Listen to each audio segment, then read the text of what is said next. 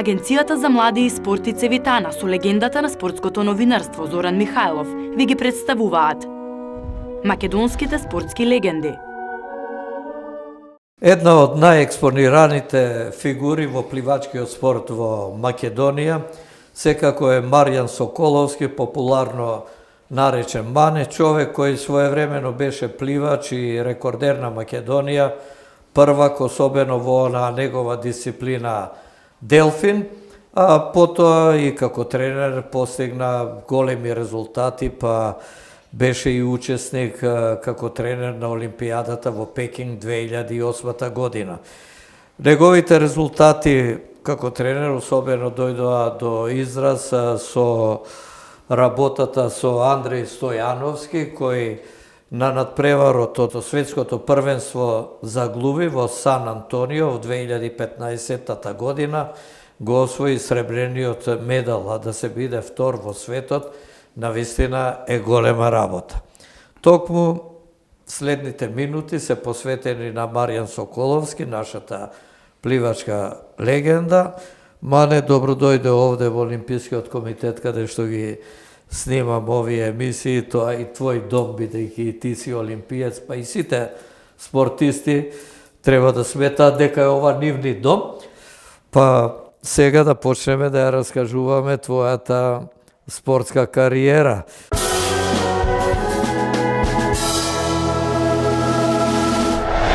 Во најавата реков беше пливач и првак на Македонија во Делфин, потоа тренер. Ке стане збор и за оние мигови кога беше пливач, ке кажеш на што се сеќаваш од тие години и кога почна, потоа и како тренер, па до ден денеска да ни раскажеш како минуваат тие пливачки денови во твојот живот. Ајде за почеток. Благодарам Зоки што ме покани во твојата емисија. Многу ми е, не сум имал прилика да говорам за мојот историјат како почнав со пливањето. Може би немало нека посебна прилика или шанса да им кажам и на моите пливачи и на моите колеги како се почнуваше тогаш. До година ќе славам 50 години во пливањето, поточно започнав со пливање 1968 година на базенот Кале, кај Чичко Миле Сирма. После 2 сезони веќе продолжив во пливачкиот клуб Студент со Поповски Димитрија и втората година веќе бевме тим кој го освои државното првенство, републичкото тогаш, на Македонија во екипна конкуренција со уште неколку мои другари пливачи во конкуренција на пионери. Секако тогаш го засакав пливањето и тоа ми стана основната преокупација во текот на летниот период, бидејќи тогаш немаше затворени базени, трениравме сезонски од 15 јуни до 1 септември. И значи 2,5 месеци сезона. Да, и колку можеме да постигнеме, гледавме да бидеме што поагилни и имавме нормално проблеми со воспаление на мускули, со кратка сезона за подготовки, затоа и резултатите беа такви какви што беа во однос на сегашниве резултати. Веднаш форсиравте силни тренинзи, демек побрзо да се дојде во форма. Само гледавме бидејќи кратко само трае сезоната. Да се најадеме на подготовки и да легнеме да спиеме, бидејќи тренинзите беа тешки. Првенствата се одржува претежно во август, крај на август, во јули месец и во август. И тоа беше целата сезона. Зимно време немавме некои посебни зимски подготовки. Ја користевме салата во ГУ Здравко Цветковски. Игравме, джогиравме, трчавме, игравме баскет и така натаму вежби. Тоа држите кондиција. Тоа беше тој тертип. Кога се отвори базенот во Карпош 79-та или 78-та чинам, кога се напред самопридонес, тоа беше 79-та, тој беше изграден од самопридонесот на граѓаните на Скопје. Тоаш беше препород, значи за мислам, најсрекни бевме ние, меѓутоа бевме веќе во поодмината фаза од нашата кариера спортска. Немаше тогаш некаков мотив да се продолжи со пливање, беше популарно и ватреполото, па заиграв неколку сезони и ватреполо, и паралелно и пливав, некаде до 82-83 година, и после завршувањето на факултетот се посветив на тренерската работа.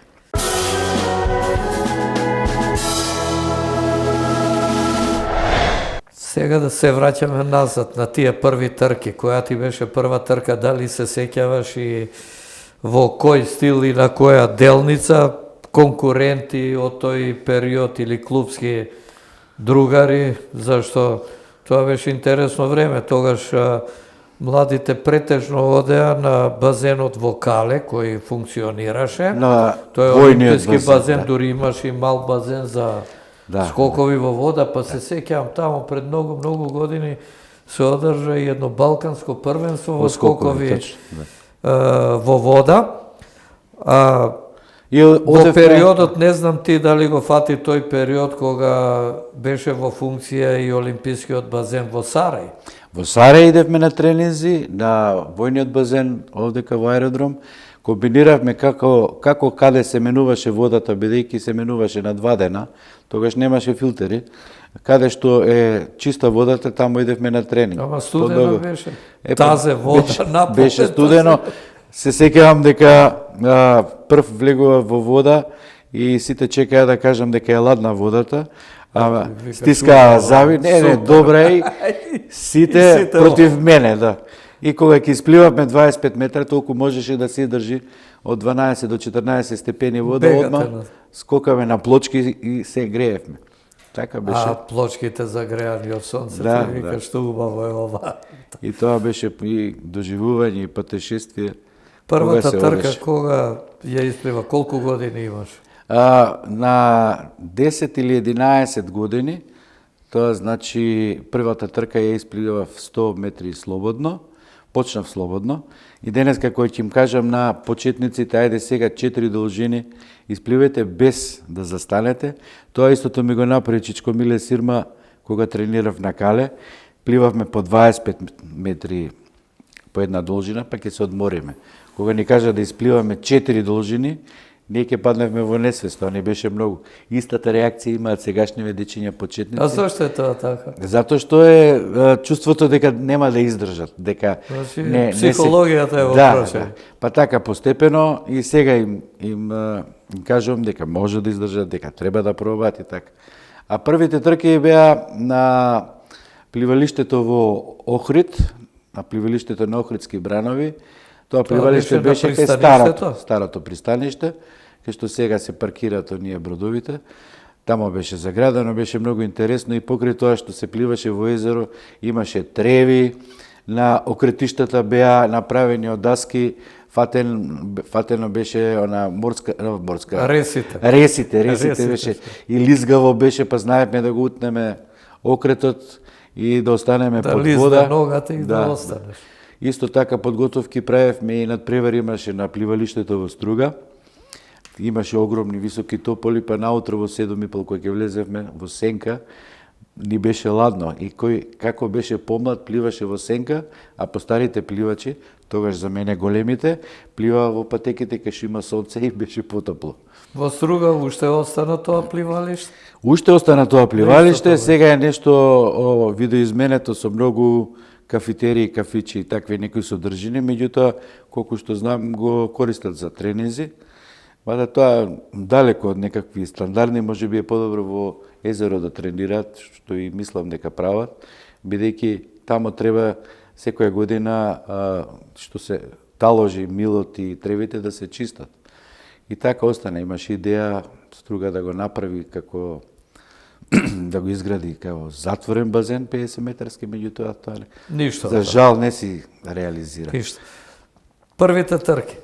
Првите трки со победи или пак победен? Првите трки беа со победи или со второ, трето место. Секогаш ми беше во конкуренција Мирче Затуровски од Струга. Он беше со многу подготвен, бидејќи тренира на пливалиштето, почнувајќи од почетокот на јуни. Немавме ние таква можност и тие трки се сведуваа на надпревар помеѓу неколку од мојата генерација пливачи. Прв, втор, трет се менувавме во пласманите. После почнав да пливам 200 слободно. Почнав да пливам и да тренирам делфин. До тогаш се пливаше батерфлај, така наречено, со делфин завесле, а со нозете градно. Меѓутоа тоа се укина и се воведе денешната делфин техника со 2 удари. И тоа беше невообичаено за старите пливачи кои пливаа батерфлај. Ја веќе почнав по старите да ги победувам со мојата техника. Додека прешалтува и сватија. Тешко беше, меѓутоа и многу го засакав делфинот и на Поповски, на шкипер му беше драго што почнав да тренирам. Веднаш најтешката дисциплина почнав да ја тренирам. Зошто тогаш обично како млади пливачи повеќе слободно и не сакаше, и некако полесно ви беше. Да. Не сакаше никој од постарите да ги плива тешките дисциплини, а јас како помлад со уште неколку пливачи, со Нафи Сарачини, со Дабич, за клуб Мора, со Дабич Зоран, со Бојан Наумов, сите како генерација, почнаме да пливаме долги патеки, 400 слободно, 800, 1500, 400 мешано. Значи најтешките дисциплини почнаме ние да ги пливаме за да ги пополниме дисциплините на државните првенства. И првите трки кога почнав да пливам 200 делфин, победував и во пионерска конкуренција, во младинска и во сениорска. И неколку рекорди во младинска конкуренција соборив и во сениорска. Тоа се 70-тите години, споредено со денешниве резултати. Колку беа послаби тие? Многу беа послаби. Пионерките до 14 години ги пливаат сега тие резултати на 200 делфин, дури подобро. Зборам за сениорските машки рекорди, што значи колку е битно да се има полна сезона тренинзи, да се има соодветен пристап, методологија на тренинг. Сосема се смени, се смени, меѓутоа континуитетот во тренингот 365 дена, самиот тој факт придонесува да се напредува континуирано. Нормално кој е редовен на тренинзи.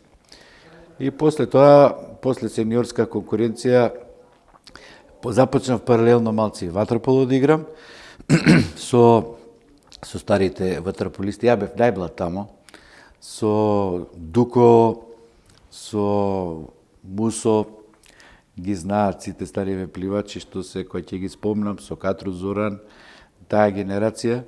Боро тогаш почна и тој да игра или подоцна?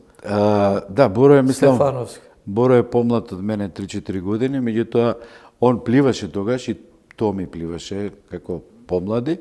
Меѓутоа кога се отвори базенот во Карпош, тогаш се формираше и Вардар ватерполо и тогаш активно почна да се селектира и да се прибираат млади ватерполисти. Во тој период голем дел од ватерполистите, односно бившите пливачи од Академски пливачки клуб Студент, преда во Вардар за да играат ватерполо и доста успешни беа. Ватерполото тогаш беше многу популарно во Скопје, тогаш се одржа, се сеќаваш и ти, Европскиот суперкуп, благодарејќи на ангажирањето на покојниот Климе Савин, кој беше познат пливачки маратонец, па и патеката во Охрид го носи неговото име кога се плива маратонот и воопшто, патека Климе Савин. Тој беше и влюбеник во ватерполото, па целиот се вложуваше тука и успеа нормално со Федерацијата на Македонија и Југославија тогаш да го донесе суперкупот во ватерполо 91 или 92 година. Точно. Не се сеќавам најдобро, знам дека се одржа тој надпревар. Значи, овој фудбалскиот суперкуп меѓу Манчестер и Реал не беше првиот од суперкуповите во Скопје, туку прв суперкуп беше во ватерполо Тамо голем спортски спектакл. Да. Познат беше Естиарте како играч. 81-та, 82-та Така, година. така. Беше многу голем спектакл. Естиарте го гледавме тука, Да. познат. Па после се обидувавме да го имитираме неговиот шут. Да. Климе Савин направи огромна работа што го фузионираше сите добри пливачи, односно ватерполисти од Македонија, така да во Вардар се створи екипа со играчи од Охридски бранови, од Струга, од Вардар и од Студент и се направи супер тим кој беше многу успешен во тој период. Па конкурентен беше во втората лига. Прва Б лига, така нешто беше. Прва Б, нешто како втора лига, да се биде рамноправен во таа лига со другите тимови, клубови, не беше мала работа, зашто поранешна Југославија, па и денеска од овие простори, Хрватска стана светски првак. Србија, Црна Гора. Тука олимписки и така, значи Југославија значеше нешто во светот на ватерполото и да се надпреваруваш во таа прва Б лига беше голема работа и успех.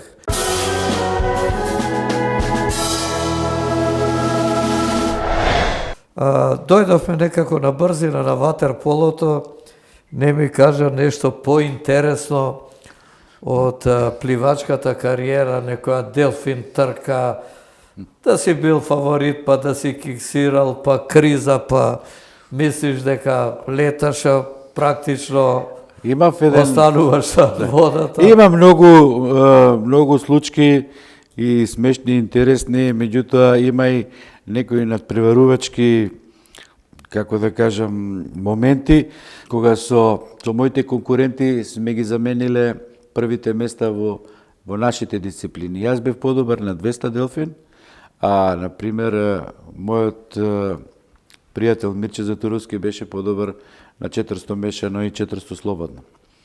И една сезона добро се подготвував, имав добри подготовки во Охрид.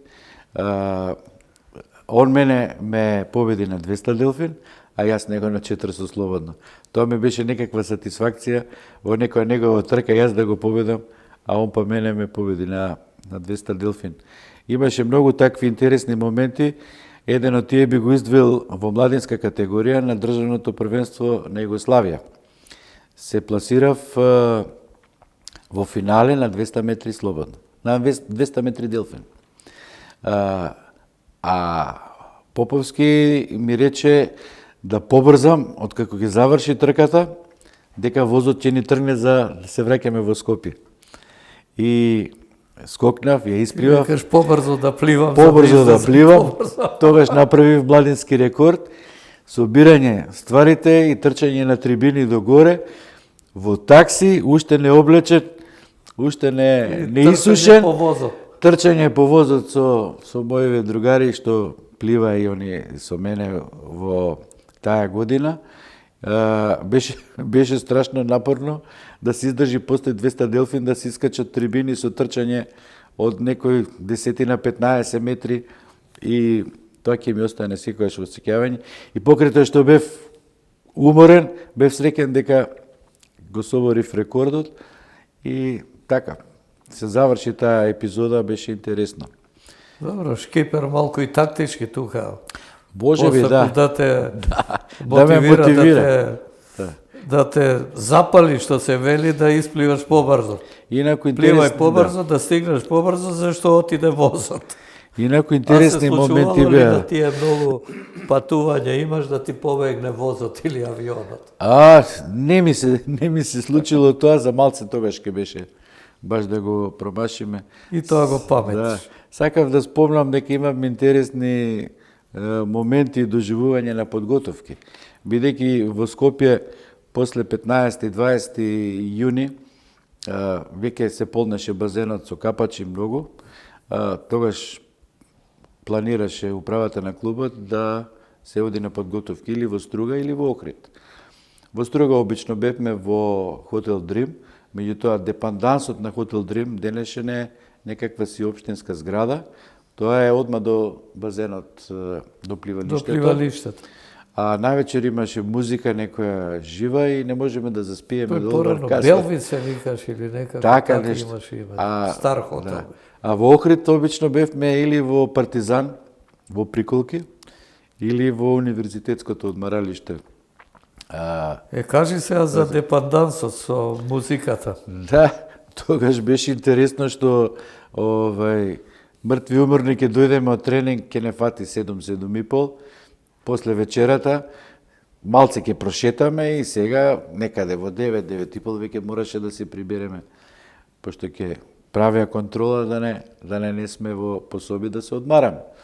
И почнува оние познати звуци од тогашните фестивали, ама толку беше гласна музиката, а прозорите... Како во соба да ти свири. Како во соба, а прозорите отворени дека жешко, и до 12 до 1 немаше спиење. Гледаме од таван. Значи, залудно легнувавте порано. Да. Порано Тоа беше тренерите многу- да ви Многу смешно. кажале, одите, шетајте во 12 во кревет, кој ќе заврши музиката. И имаше многу такви догодоштини.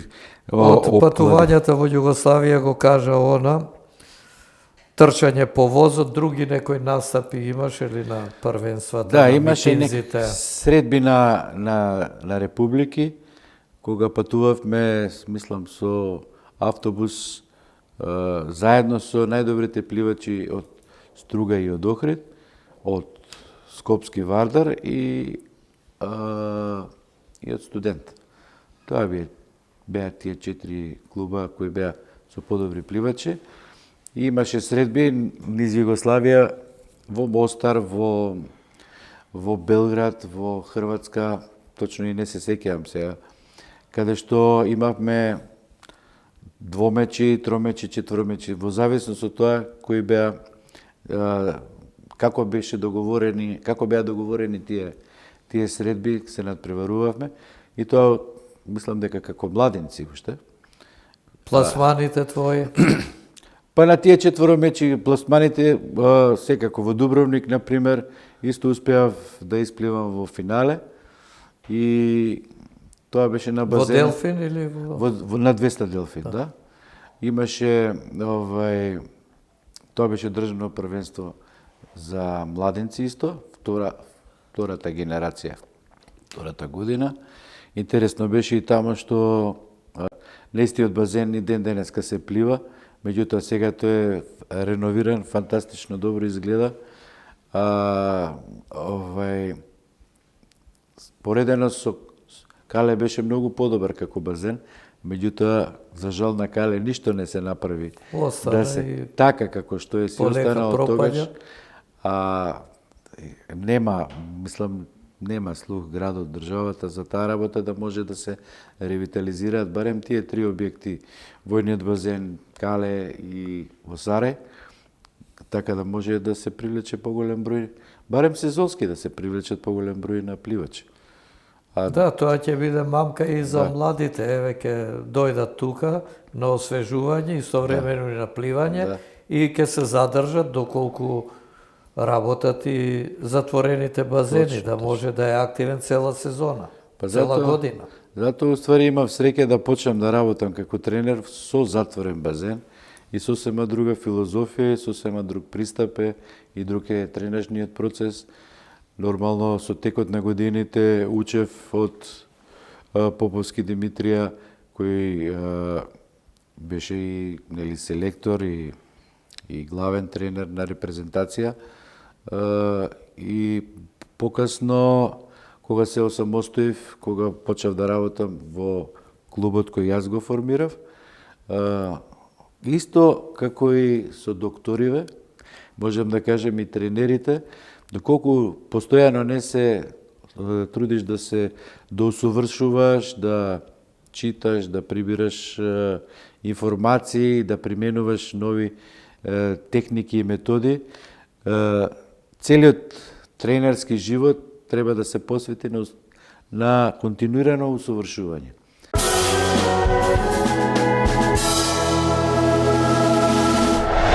Почуваме за твојата тренерска кариера. Ти го даде воведот дека си се вклучил. Што беше вака причината, основниот мотив еве да се решиш А знаеше дека условите во пливањето се тешки, да се решиш, да се определиш за да бидеш тренер и тоа професионален. Па тоа беше некој преоден период кога се запишав на факултет за физичка култура, паралелно и почнав да работам во пливачката школа на студент, во малото базенче. Од таа генерација можам да ги издвојам Бошевска Мирјана и Весна Трајковска, Сања Гламочанин, Јованка Димовска. Тоа се првата генерација, 77-78 пливачи родени. И тие ми се драги спомени со таа екипа и со уште неколку во машка конкуренција. Освојувавме државни првенства нормално, а бидејќи тоа беше веќе со самостојувањето на Република Македонија. Да, учествувавме како репрезентација. Како репрезентација учествувавме во Нови Сад, во Белград, на тие митинзи. Се фаќа за глава луѓето од кај излеговме сега ние, од кај се појавивме. И многу други колеги со своите пливачи покажавме дека знаеме да работиме, имаме потенцијал голем и успешни пливачи на таа возраст од 12 до 15-16 години. И тоа беше време кога ги победувавме скоро во сите дисциплини, и во машка и во женска конкуренција српските пливачи на тие меѓународни надпревари што они ги организира, а ние бевме нивни гости. И тогаш и Маленко се појави дојде во Скопје, бидејќи му беше него тренер Леко Радич. Он дојде на 13 годишна возраст тука, го запиша во 11 октомври во школото. Во Капиштец беа сместени, имаа стани и секој се бајле со него, одевме со моторче, капулјачите на глава, секој се бајле на тренинг. Кога дојде Маленко овде, ти му беше тренер и Да. ти веднаш виде дека е момчето со големи потенцијали. Огромен потенцијал, огромен талент, кој знаеше и да го употреби, беше голем мотиватор. За време на тренинзите, он цело време се надпреваруваше. И до сега немам видено уште такво дете после 30 години. Колку што активно се бавам со тренер Луков, и поише од 30, не е важно. Нема видено дете со таков мотив за работа, како што е Александар. Он беше како влезе во базен, оди до крај. Он беше како мотор на цел тим и покрај тоа што беше меѓу помалите. Тогаш Кире Филиповски, Наташа Мешковска, Теодора, Аце Миладиновски, скоро сите што беа во тимот на студент, тренираа многу солидно. Меѓутоа знаеше да внесе малци и атмосфера на надпреварување и со нив се заедуваше, се кладеше. Да, и по темперамент, и беше навистина прекрасна атмосфера да се работи со него на тренинг. Тука беше нормално и Бошевска и другите пливачи, со тоа што од нив учеше генерацијата после нив. Весна Стојановска, исто наша олимпика, и за среќа на Бошевска, фактички незините родители ја пратија во Америка да работи, да учи и да тренира. А со Маленко и со останатите пливачи работевме секој ден по 2 тренинга, во еден режим и во еден ритам, кој до тогаш не беше применуван од како се отворија базените во Скопје. Да, за Маленко ќе говориме и подоцна. За Мирјана Бошевска ме интересира таа на едно европско првенство во Хелсинки или каде беше? Она исто освои медал на младинското, кога беше и Маленко првак, европски првак младински. Тоа беше во Копенхаген. Во Копенхаген, да. 96-та година. Да. А Бошевска на сениорските првенства немаше финале на сениорските европски првенства. Да, на 400 мешано имаше финале, само не знам дали беше во Стокхолм, не е ни битното, многу надпревари и од светски купи, од светски првенства, и во кратки и во долги базени више не се ни памтат. Сакам за Мирјана да нагласам исто една специфика, што сега може би ја гледам во една до две пливачки од овие генерации денешниве. Ола како незиниот карактер многу специфичен. Мирна, чутлива, работлива и со пливачка интелигенција, да ти е задоволство да работиш со незе. Едноставно, само Мирјана Бошевска, Маленко и Весна Стојановска успеваа на тренинг да си ги соборуваат државните рекорди. Што до сега тоа не се случило. Амбициозни и максимално одеа на тренинг. Тоа е показател дека они се давале максимум во тренингот и за нив не беше проблем. Маленко на 400 кралки си спливаше рекорд младински на тренинг. Весна Стојановска, Бошевска 100 грбно, 200 грбно, 200 мешано. Она пливаше на почетокот 800 крал, 400 крал, долгите патеки ги пливаше.